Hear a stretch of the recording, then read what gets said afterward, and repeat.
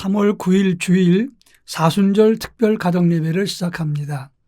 찬송가 251장 놀랍다 주의 큰 은혜 1절과 3절을 부릅니다. 놀랍다 주님의 큰 은혜 우리의 죄를 속하시려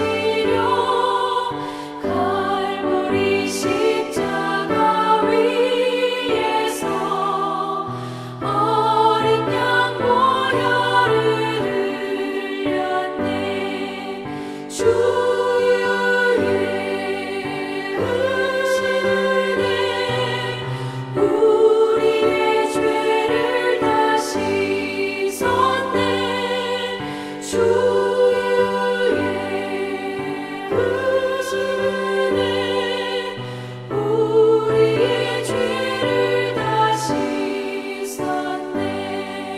죄악에 물든 영혼들을 주께서 피로 씻으시네. 지금도 흐르는 그 피에 눈보다 더 희게 씻으라.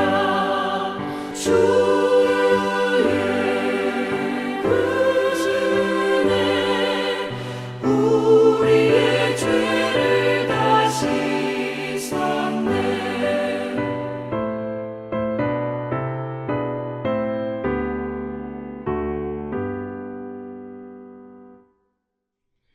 이 시간 우리에게 주시는 하나님 말씀은 신약성경 로마서 10장 9절로 13절입니다.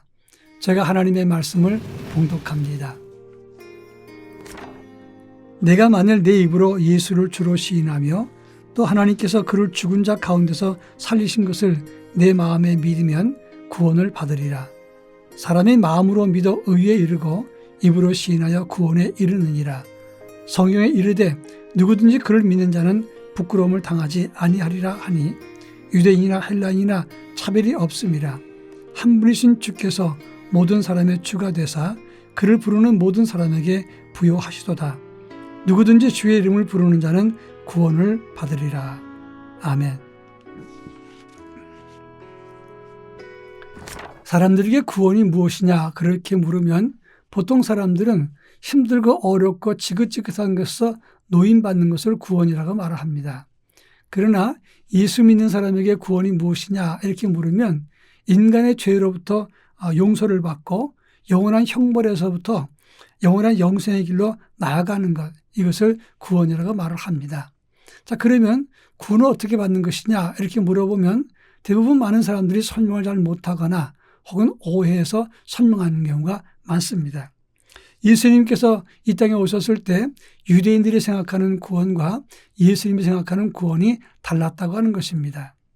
오늘 로마서 10장에서는 하나님의 선택을 받았다고 하는 유대인들이 인간을 구원하기 위해서 오신 예수님을 거절했고 예수님이 정해주었던 구원의 복음을 그들이 무시함으로 결국 그들이 구원에 이르지 못했다고 설명을 하고 있습니다. 유대인들은 그저 율법을 지키고 형식적인 의식을 따르게 되면 그들은 구원을 받는다고 생각을 했습니다. 그런데 그들 중에서 율법을 완전히 지키는 사람도 없었고 그들이 어떤 의식이나 규례를 치중할 때 그 율법의 정신보다는 의식, 외형적인 것에 치중했기 때문에 진정한 가치를 지키지 못했습니다. 그래서 유대인들은 율법을 완성하지도 못했고 지키지도 못했습니다. 동시에 예수님을 거절함으로 예수님의 구원과 복음도 받지 않았다고 하는 것입니다. 오늘 바울은 우리 인간이 어떻게 구원받을 수 있는가를 세 가지로 설명하고 있습니다. 먼저 9절에 보면 내 입으로 주를 시인하며 라고 말하고 있습니다. 이 말은 예수 그리스도가 나의 구주라는 사실을 입술로 신앙 고백하는 것을 말하는 것입니다.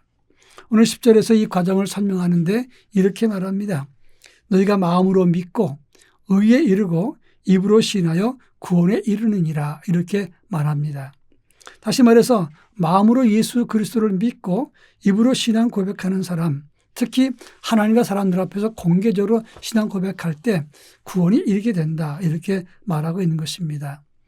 아주 오래전에 제가 군대 생활할 때 사단사령부에서 근무했습니다. 근데 어느 날 근접 전투 시범이 있었는데 부대마다 아주 평가가 혹독하다고 하는 얘기를 들었습니다. 그래서 평가 준비를 위해서 주일날 본부대장은 전 부대원들을 연명장에 모아놓고 교육을 했습니다. 그런데 가만히 보니까 주일 예배 시간이 다가오는데도 계속해서 교육을 하고 있는 겁니다.